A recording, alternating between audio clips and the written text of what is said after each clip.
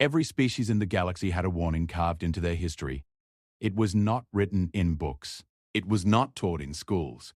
It was whispered from elder to child, from commander to soldier, from ruler to heir. It lived in the bones of civilizations that had survived long enough to learn it. And those who had not learned it, well, nobody spoke their names anymore, because they no longer existed. The warning was simple. The warning was short, and the warning was absolute. You can fight the humans. You can cheat the humans. You can steal from the humans. You can insult them, challenge them, even wound them. But there is one thing you must never do, one line you must never cross, one rule that every breathing creature in every corner of every galaxy must obey if they wish to continue breathing. Never harm their children. This is the story of the species that forgot that rule. And this is the story of what happened next. The Galactic Council Chamber was a massive structure floating in the neutral zone between three star systems. It had been built over 200 years ago when the first contact treaties were signed between the 7 founding species. The chamber was shaped like a half-sphere, with rows of seats rising in circles around a central platform. Each species had its own section. Each section was designed to match the atmosphere and gravity needs of its occupants. There were translators built into every seat. There were holographic displays floating above the central platform. And there were guards from every species standing at every entrance. Ambassador Lyra Voss sat in the human section. She was a tall woman in her late 40s with silver streaks running through her dark hair. She wore the dark blue uniform of the Earth Diplomatic Corps. Her face was calm, but her eyes moved constantly, watching everything, reading every gesture and every expression from every alien delegate in the room. She had been doing this job for 15 years. She was good at it. She understood aliens better than most humans did. She understood their fears and their ambitions and their pride. And she understood one thing above all else, that most species in the galaxy were afraid of humans, not because humans were the strongest. The Draxari were stronger. Not because humans were the fastest. The Valathi were faster. Not because humans had the best technology.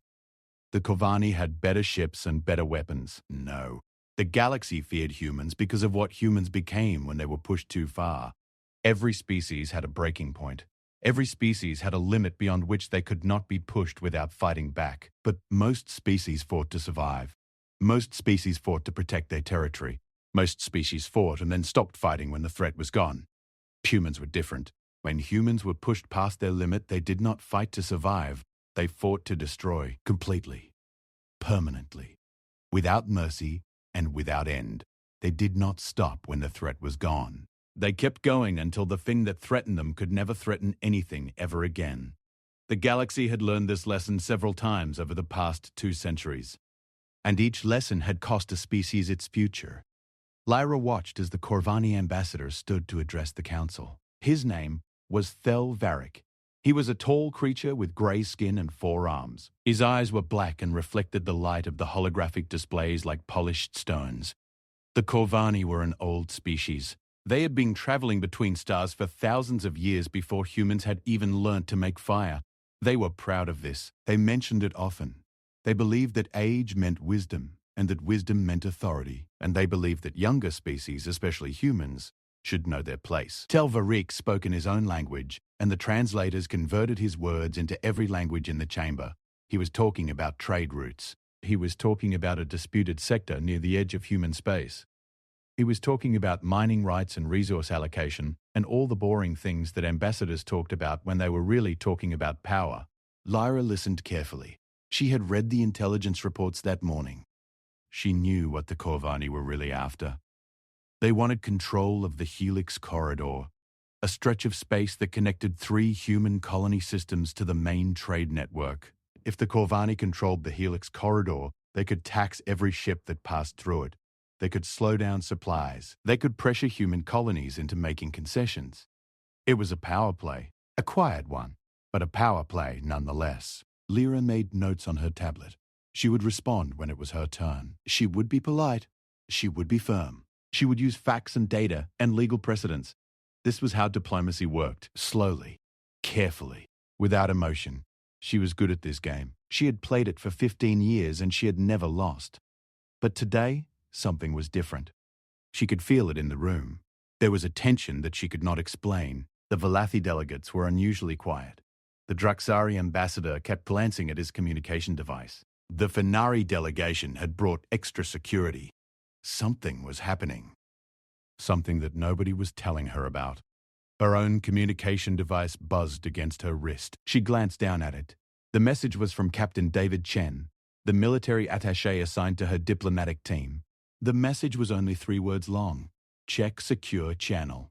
Lyra kept her face perfectly still. She did not react. She did not look around. She simply tapped the device twice with her thumb, activating the encrypted communication channel that only she and her team could access. The message that appeared on her screen made her blood turn cold. Colony 7 attacked. Orbital bombardment. Settlement destroyed. Civilian casualties estimated at 4,000. Including the school district. Over 300 children confirmed dead. Attack originated from unknown vessels, but energy signatures match Corvani military-grade weapons. Awaiting orders. Lyra read the message 3 times. She read it slowly and carefully because she wanted to make sure she understood every single word. Then she looked up at Delveric, who was still talking about trade routes and mining rights. She looked at his 4 hands gesturing gracefully in the air. She looked at his polished black eyes, and she felt something shift inside her chest. It was not anger. Not yet. Anger would come later. What she felt now was something older and deeper and far more dangerous. It was the cold quiet that came before a storm. She tapped her device again. Confirmed received. Lock down all human diplomatic vessels. Activate Protocol 7. Contact Earth Command. Tell them what happened. Tell them everything. And tell them there were children. She put her device away. She folded her hands on her lap. And she waited for Thelvaric to finish speaking. Because she was a diplomat. And diplomats were patient. But she was also human. And humans had a very specific way of handling this kind of situation. A way that the galaxy had seen before. A way that the galaxy feared. A way that always began with silence and patience, and ended with fire and ash. When Thelvaric finished his speech, the council moderator asked if any delegation wished to respond. Several hands and tentacles and appendages rose. Lyra did not raise her hand. She simply stood up. And when she stood up, the entire chamber went quiet. Because every species in that room knew something about humans. They knew that when a human stood up without being called upon, when a human broke protocol, when a human did something unexpected, it meant that something terrible had happened, or something terrible was about to happen. Usually both. Lyra walked down to the central platform. Her boots made no sound on the polished floor. She stood in the center of the platform and looked around the chamber. She looked at every face and every set of eyes. She took her time. She was in no hurry. When she spoke, her voice was calm and level and carried to every corner of the chamber without the need for amplification. 3 hours ago, a fleet of warships entered the orbit of our colony on Kepler 7. They did not announce themselves. They did not issue demands. They did not attempt communication. They simply opened fire. They bombarded the colony from orbit. They destroyed the power grid first so no distress signal could be sent. They destroyed the shield generators second so no one could be protected. And then they destroyed everything else. Homes, hospitals, farms, markets, and a school district. 317 children were in that school district when the bombs fell. Children, not soldiers, not warriors, not threats. Children, between the ages of 4 and 12, learning to read, learning to count, learning about the stars above them. Stars that were supposed to represent hope and wonder and a future worth reaching for. She paused. The silence in the chamber was so complete that it felt like the air itself had stopped moving. The energy signatures of the weapons used in this attack match Corvani military-grade armaments. Now, I am a diplomat. I understand that energy signatures can be faked. I understand that this could be a false flag operation designed to provoke conflict between humans and Corvani. I understand all of this. And I want to make something very clear. We will investigate. We will find the truth. We will follow every lead and examine every piece of evidence with care and precision. But she turned and looked directly at Delvaric. If we find that the Corvani government authorized this attack, If we find the Corvani hands gave the orders that killed those children, then there'll be no negotiation. There'll be no arbitration. There will be no council resolution. There will be only one response. And every species in this room knows exactly what that response will be. She did not describe the response. Ah! She did not need to. Every delegate in the chamber knew the history. Every delegate had studied the files and seen the recordings and read the reports. They knew what had happened to the Jael Empire 6 decades ago when a Jael raiding party had attacked a human transport ship carrying families to a new colony. 47 children had died in that attack. Within 1 year, the Jael Empire had ceased to exist. Not defeated, not conquered, erased. Their homeworld was still there, orbiting its star, but it was empty. Every city was rubble. Every base was dust. Every ship was wreckage floating in the void. The Jael species still existed in small, scattered groups living as refugees on other worlds. But they would never have a civilization again. They would never have a fleet again. They would never have a homeworld again, because they had killed human children. And humans had responded the way humans always responded. Lyra let the silence hold for 10 full seconds. Then she spoke again. I am returning to Earth to consult with my government. I strongly advise the Corvani delegation to begin preparing their explanation. Because if that explanation is not satisfactory, and I mean completely, entirely, and absolutely satisfactory, then the next human who stands on this platform will not be a diplomat. She turned and walked out of the chamber. She did not look back. Behind her, the chamber erupted into noise. Delegates shouted and argued and gestured wildly. The Corvani delegation sat frozen in their seats. Telveric's 4 hands were trembling. He was an old diplomat. He had served the Corvani government for 40 years. He had navigated crises and conflicts and wars, but he had never felt fear like this before, because he knew something that made the fear worse. He knew that the Corvani government had authorized the attack. He knew that his superiors had believed that a show of force would intimidate the humans into giving up the Helix corridor. He knew that they had deliberately targeted a civilian settlement to send a message. And he knew that they had made the worst mistake any species could make. They had not just attacked humans. They had killed their children. Telveric pulled out his communication device with shaking hands and sent a message to the Corvani High Command. The message was brief. Begin evacuation of all border systems immediately. The humans know. Prepare for the worst, and may the stars forgive us for what we have done. Across the galaxy, on 100 different worlds, in 1,000 different military installations, the message from Colony 7 spread like fire through dry grass. It moved through encrypted channels and secure networks and whispered conversations, and everywhere it went, it triggered the same response. Soldiers who had been relaxing suddenly stood at attention. Ships that had been docked suddenly powered their engines. Weapons that had been stored suddenly came out of storage. Factories that had been producing civilian goods suddenly switched to military production. And in every human heart, on every human world, in every human mind, the same cold fire began to burn. The same ancient fury began to wake. The same primal instinct that had carried humanity through 1,000,000 years of evolution began to sharpen its teeth. Because the message was not just about an attack. It was not just about a colony. It was about children. And that word, that single word, changed everything. It changed the rules. It changed the limits. It changed what humans were willing to do and how far they were willing to go. When you attacked a human military target, you got a military response. When you attacked a human colony, you got a fierce response. But when you killed human children, you got something else entirely. Something that had no name. Something that had no limit. Something that the galaxy had seen before and prayed it would never see again. The human war machine did not activate slowly. It did not go through committees and approvals and debates. It activated like a heartbeat. One moment it was still. The next moment it was alive. And once it was alive, it did not stop until the job was done. Earth Command issued the first orders within 4 hours of receiving the news. The Second Fleet, which had been conducting training exercises near the Sol system, was redirected toward Corvani space. The Seventh Fleet, stationed at the far edge of human territory, began moving inward to consolidate defenses.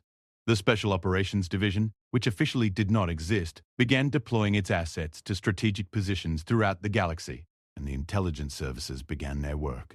quietly, methodically, gathering every piece of information about the attack, every communication, every order, every name, every face, every fingerprint. Because before the fire came, there would be certainty. Humans did not destroy on suspicion. They did not act on rumor. They gathered evidence. They built cases. They made sure. And then, when they were sure, when every doubt had been removed and every question had been answered, they acted. And their action was absolute. Ambassador Lyra Voss sat in her shuttle as it carried her away from the council chamber and toward the jump point that would take her back to Earth. She stared out the window at the stars. Her face was still calm. Her hands were still folded, but inside her chest, the cold fire burned. She thought about 317 children. She thought about their faces and their names and their families. She thought about classrooms full of small desks and colorful drawings on the walls. She thought about laughter and questions and the bright curiosity that only children had. And she thought about all of it being turned to ash in an instant.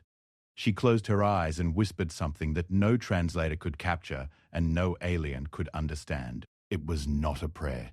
It was not a curse. It was a promise made in the oldest language that humans knew, the language of grief and rage and love, the language that had no words but was understood by every human who had ever lived. We are coming.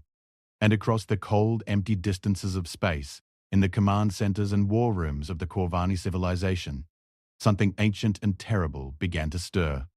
Not in the machines or the weapons or the ships, but in the silence between the stars.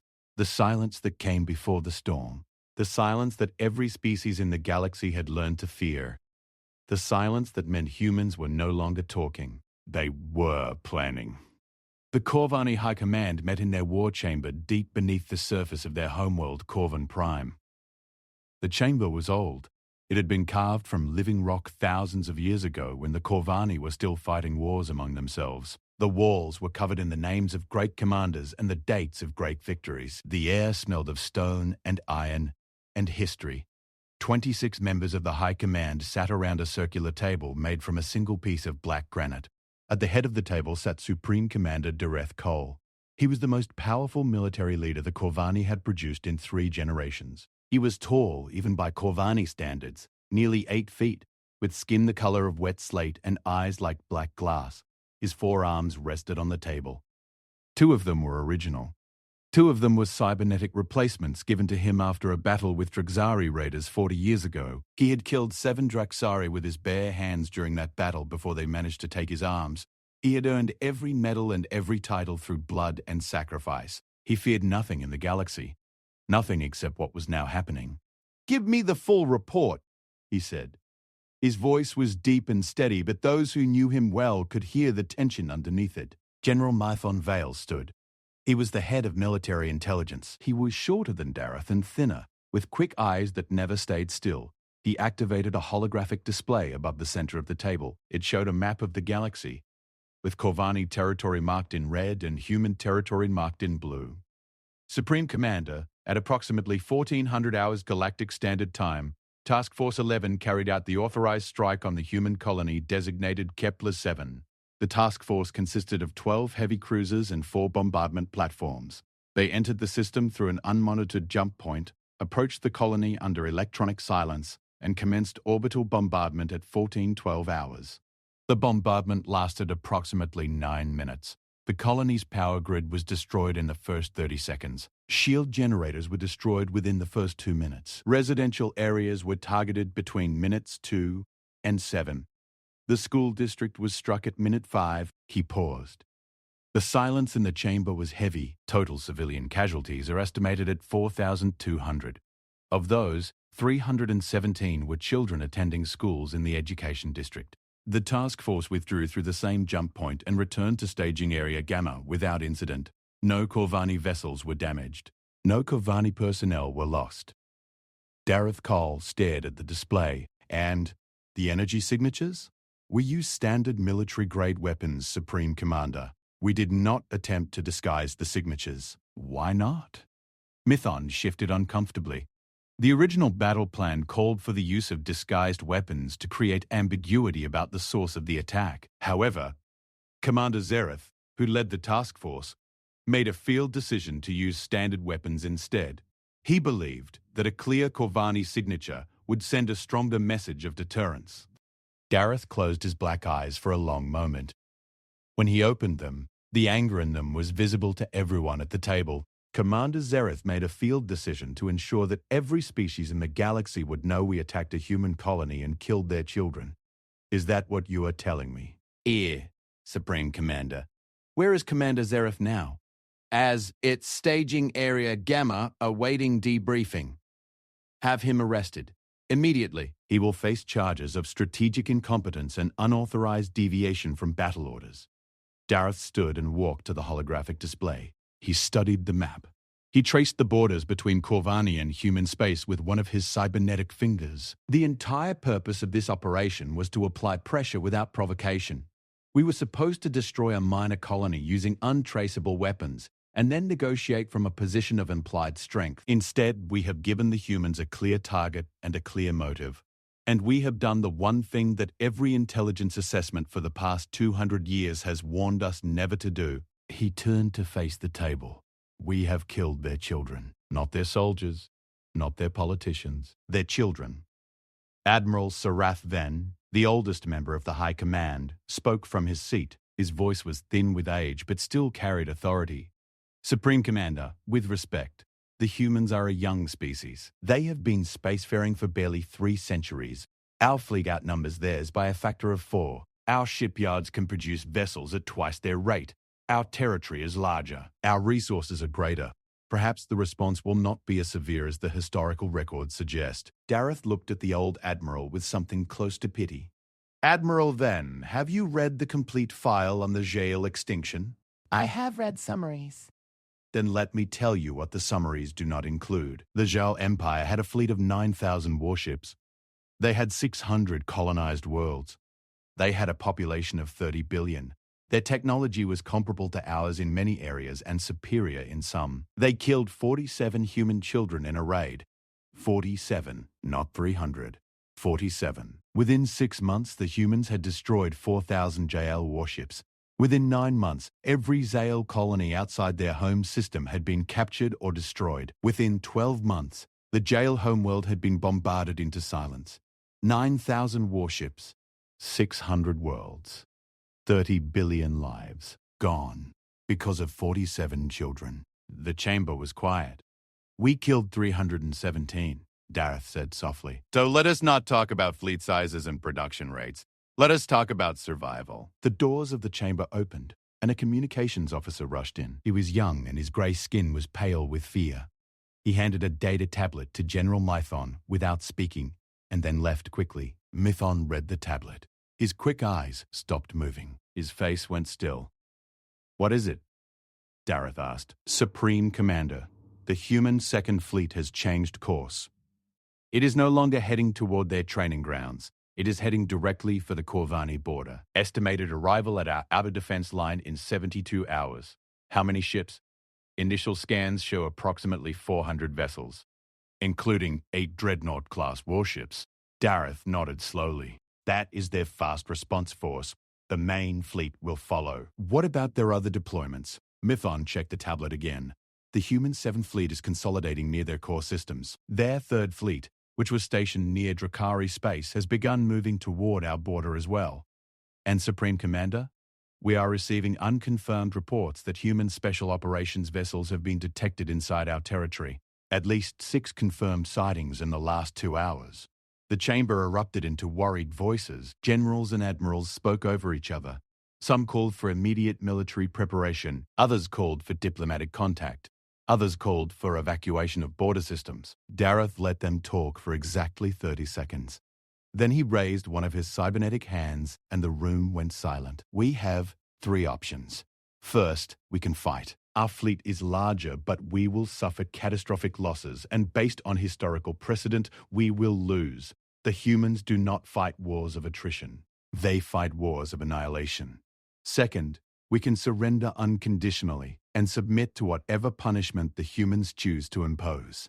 This would save lives, but would end Corvani sovereignty as we know it. Third, we can attempt to negotiate, offer full accountability for the attack. Hand over those responsible.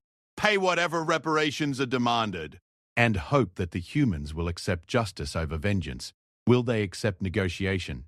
Admiral Venn asked. Dareth was quiet for a moment.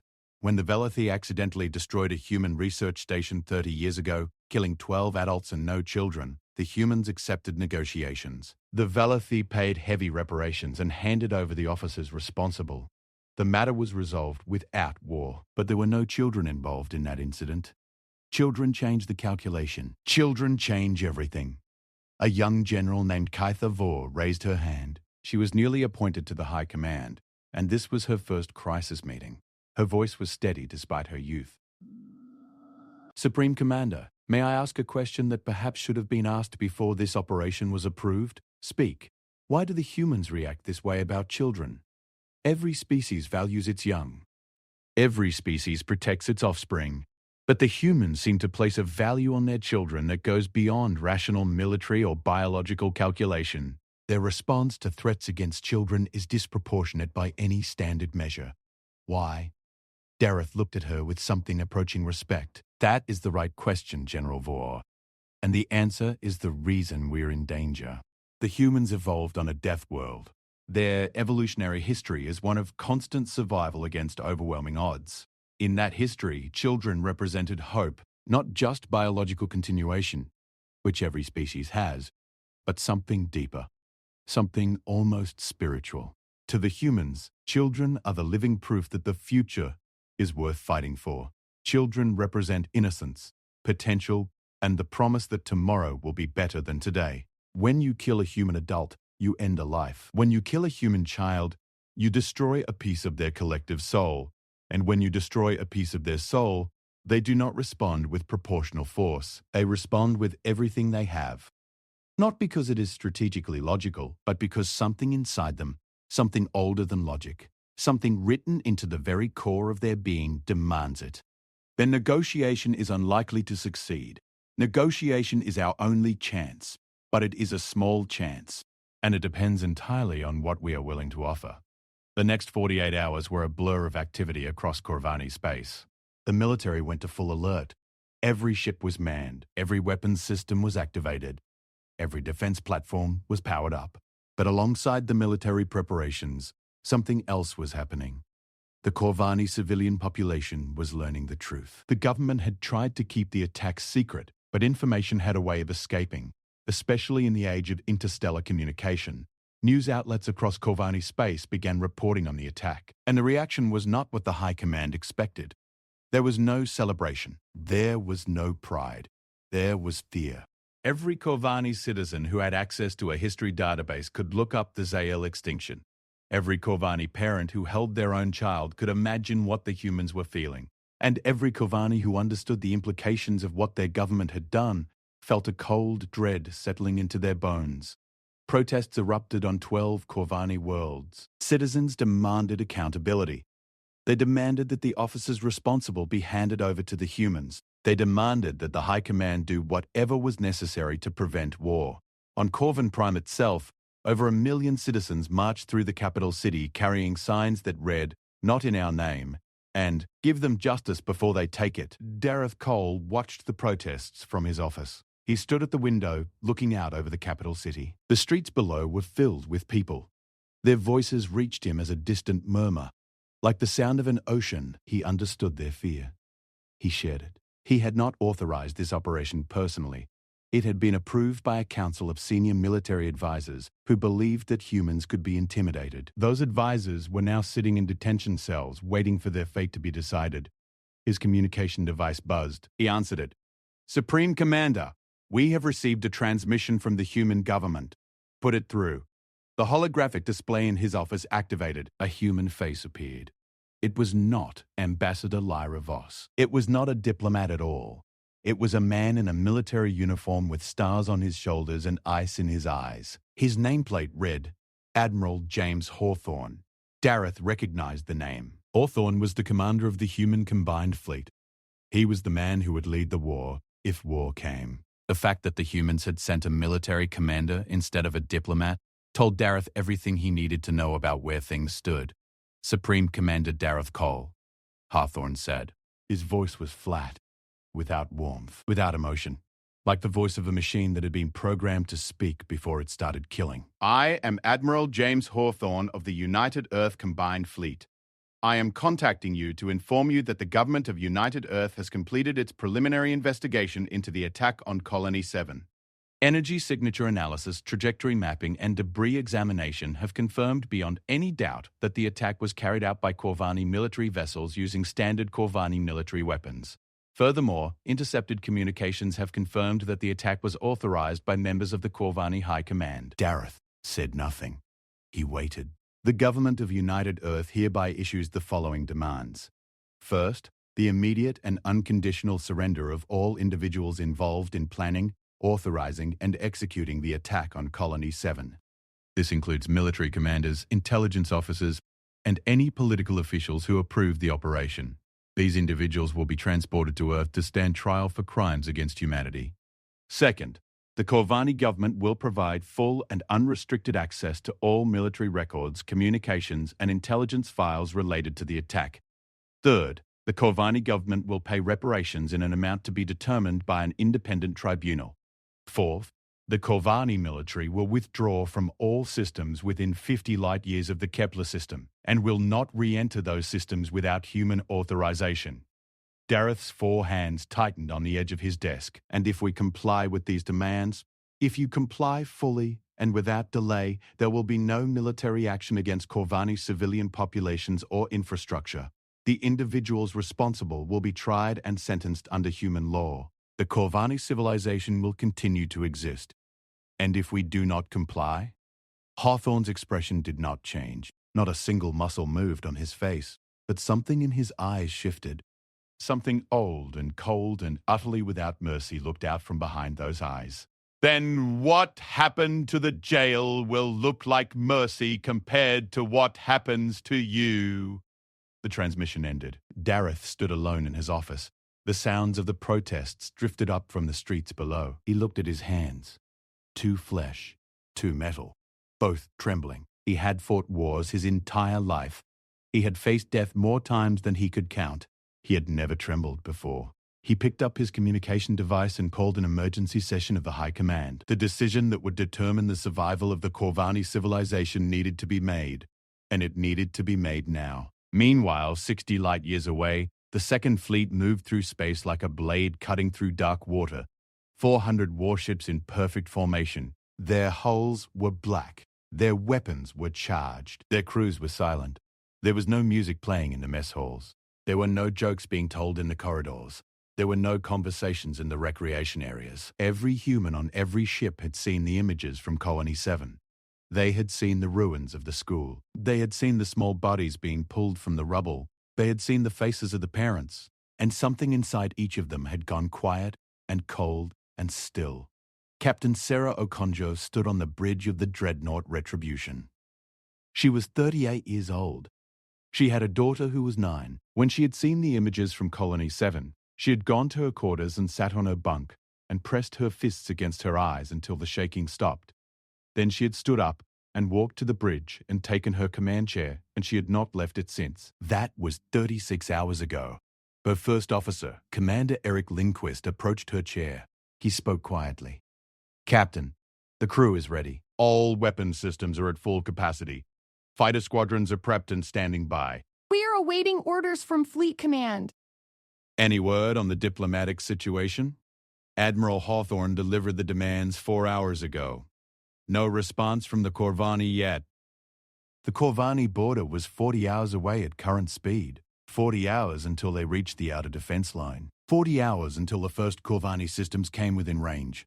She thought about her daughter. She thought about her daughter's school. She thought about picking her up after class and how her daughter would run toward her with that enormous smile and those bright eyes, and how she would throw her arms around Sarah's neck and say, "Mommy, you came," as if there had ever been any doubt.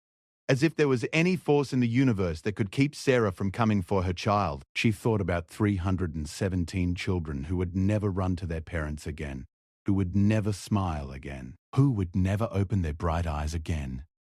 And the cold thing inside her chest pulsed with a quiet, terrible rhythm. "Eric," she said. "Yes, Captain, if the order comes." "When the order comes."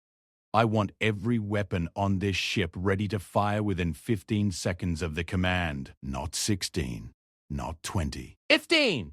Eric looked at her. He saw her face. He saw what was behind her eyes.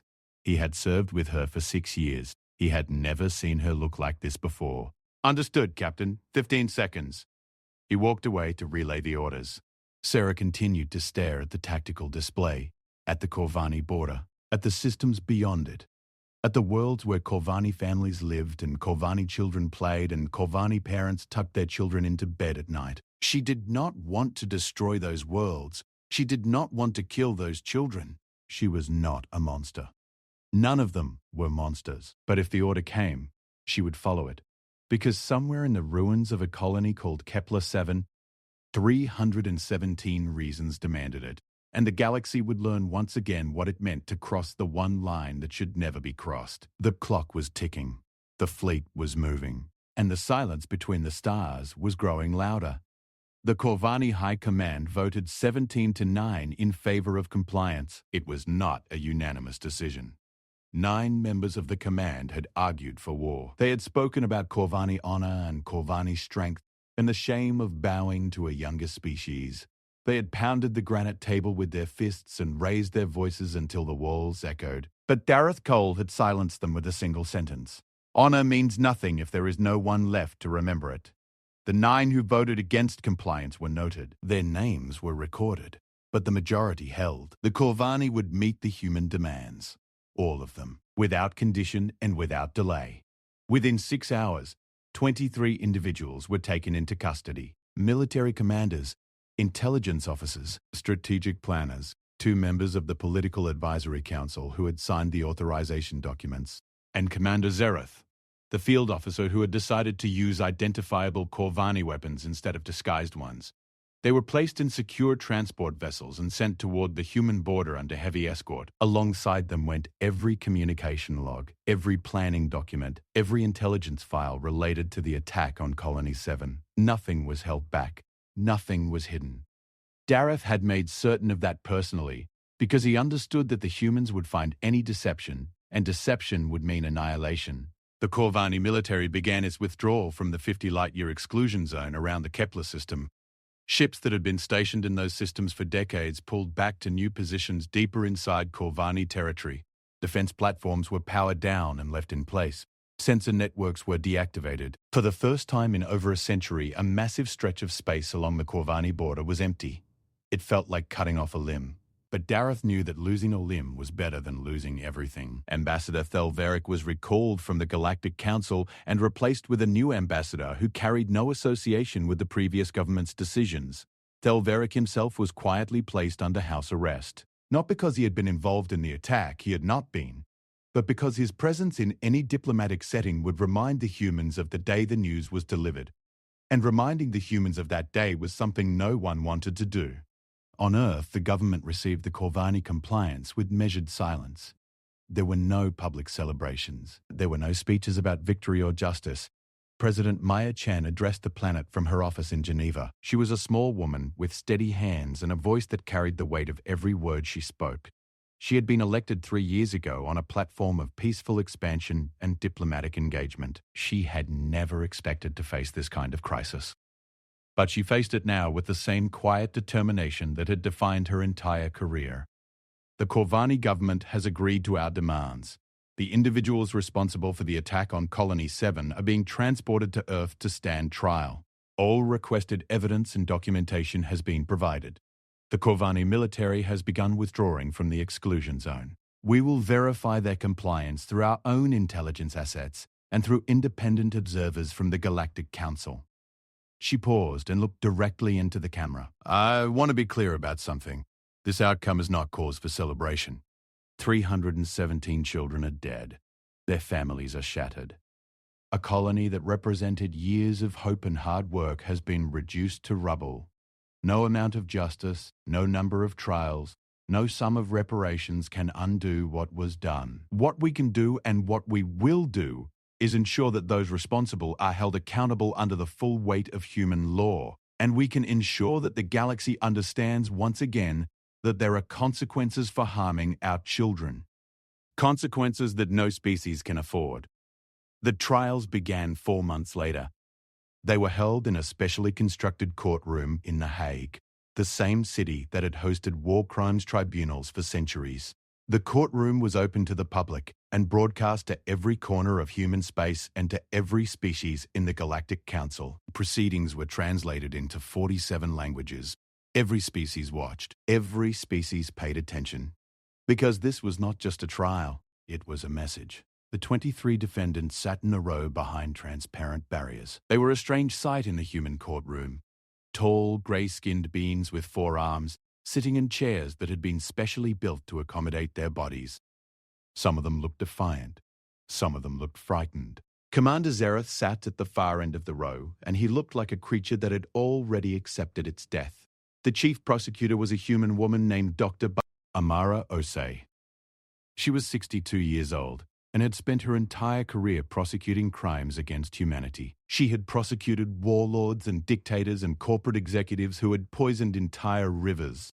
She had never prosecuted an alien before, but the law was the law, and crime was crime, regardless of the number of arms the defendant had.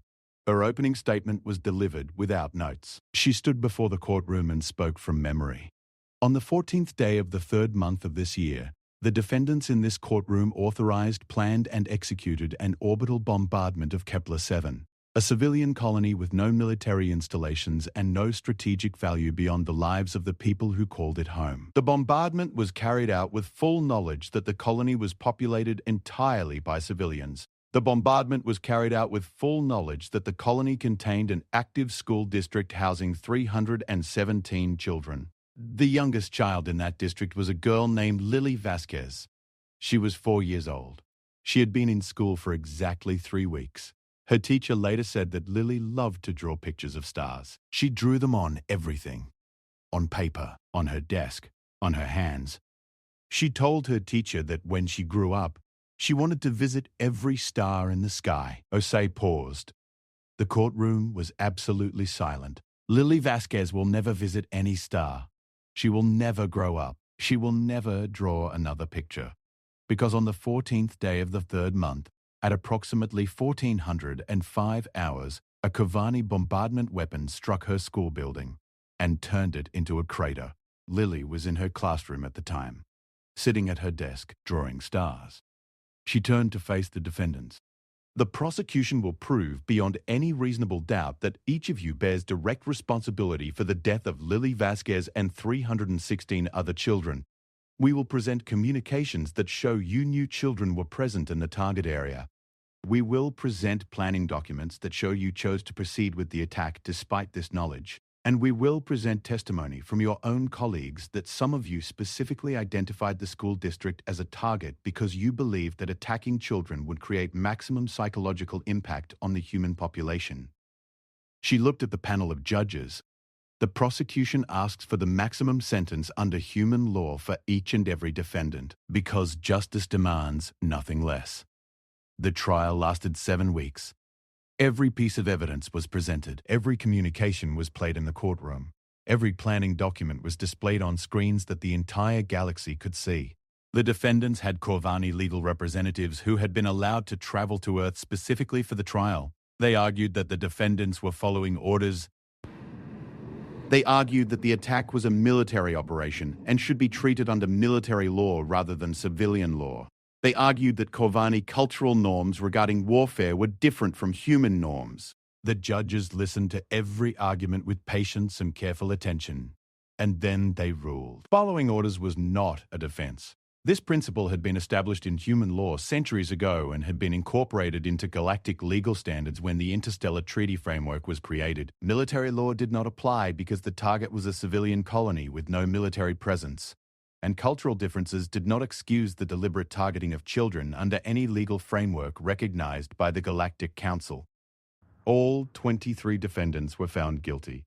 Commander Zereth and the 4 senior officers who had planned the attack received life sentences without the possibility of release.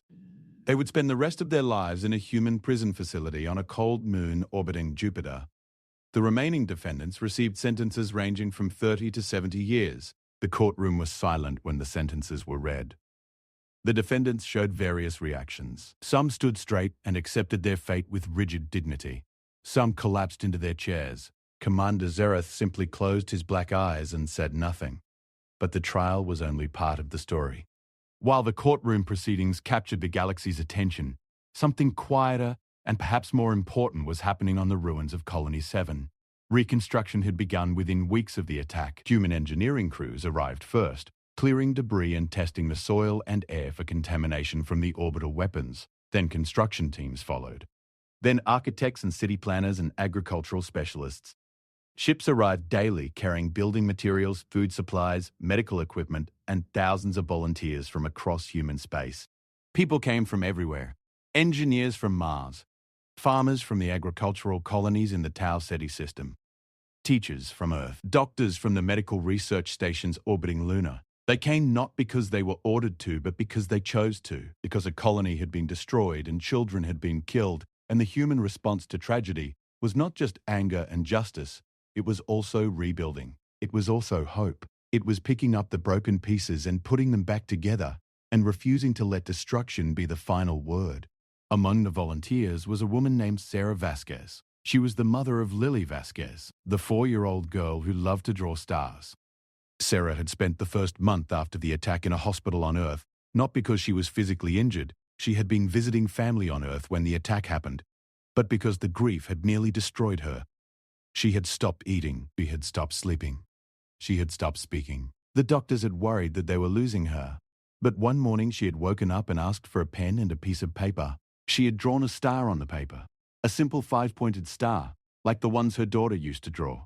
She had stared at it for a long time, and then she had said to the nurse, "I want to go back. I want to go back to Kepler 7.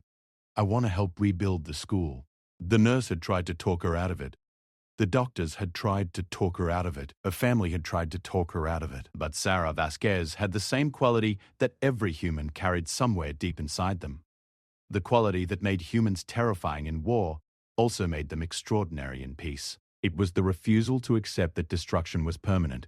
The refusal to believe that loss was the end. The stubborn, irrational, magnificent insistence that something beautiful could be built on top of something broken. She arrived on Kepler 7, 3 months after the attack. The colony was still mostly rubble. The construction crews were working around the clock, but the scale of destruction was enormous. Sarah walked through the ruins of the education district. She found the crater where her daughter's school had been. She stood at the edge of it and looked down into the broken earth. She did not cry. She had used up all her tears months ago. Instead, she knelt down and placed something at the edge of the crater. It was a drawing. A simple drawing of a star, made with a child's hand, recovered from Lily's bedroom on Earth.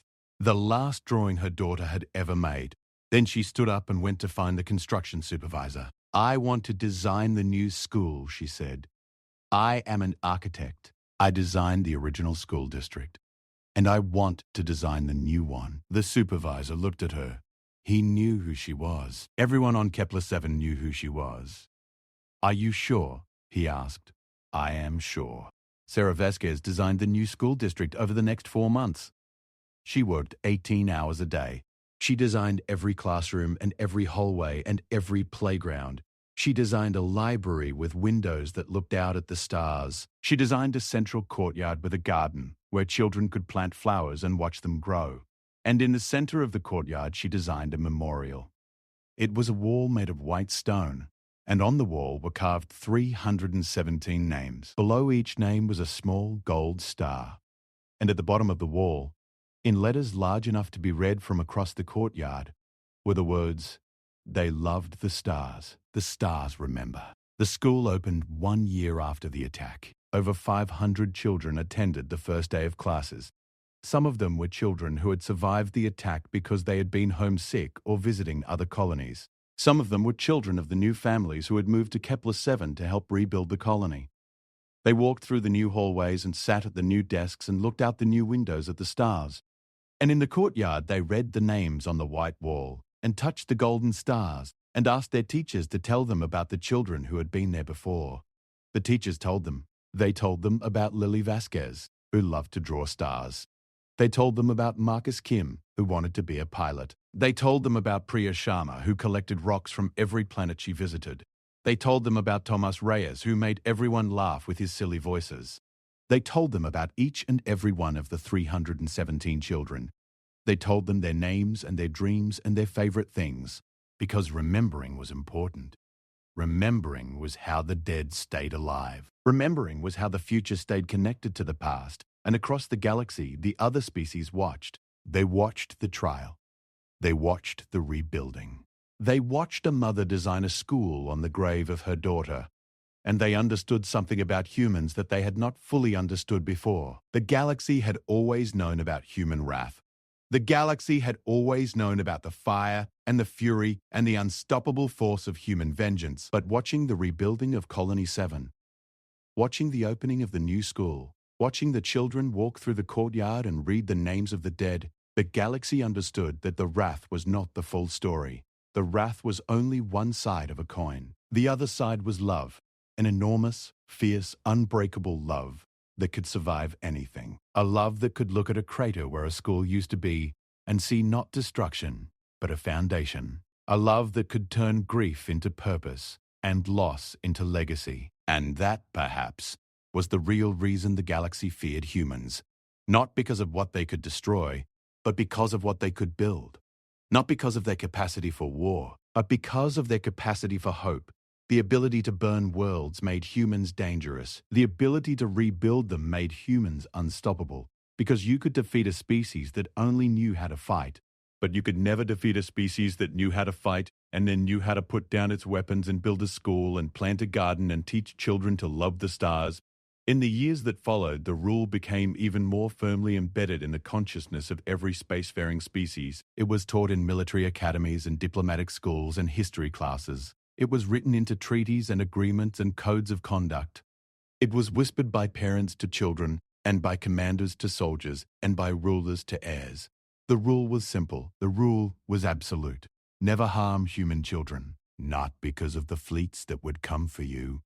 Not because of the weapons that would be turned against you. Not because of the cold, unstoppable fury that would burn through your civilization like fire through dead wood, but because of what it revealed about the humans themselves. Their children were sacred, not in a religious way, not in a legal way, in a way that went deeper than religion or law. Children were the place where human strength and human love and human hope all came together into something unbreakable, something that could survive bombardment and ruin and grief and loss and still stand up and build a new school and carve names into white stone and plant a garden in a crater. And every species in the galaxy understood, in their own way, that you do not touch something sacred, not because you fear the punishment, but because some things deserve to be protected.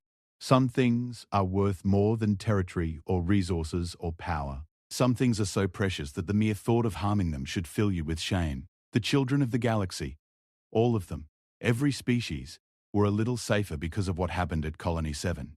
Because the humans had shown the galaxy not just the cost of harming children, but the value of protecting them. And that lesson, written in fire and tears and white stone and golden stars, would endure for as long as there were stars in the sky and children who loved to look at them. On Kepler 7, in the courtyard of the new school, a young girl sat on a bench near the memorial wall. She was 6 years old. She had moved to the colony with her family only a month ago.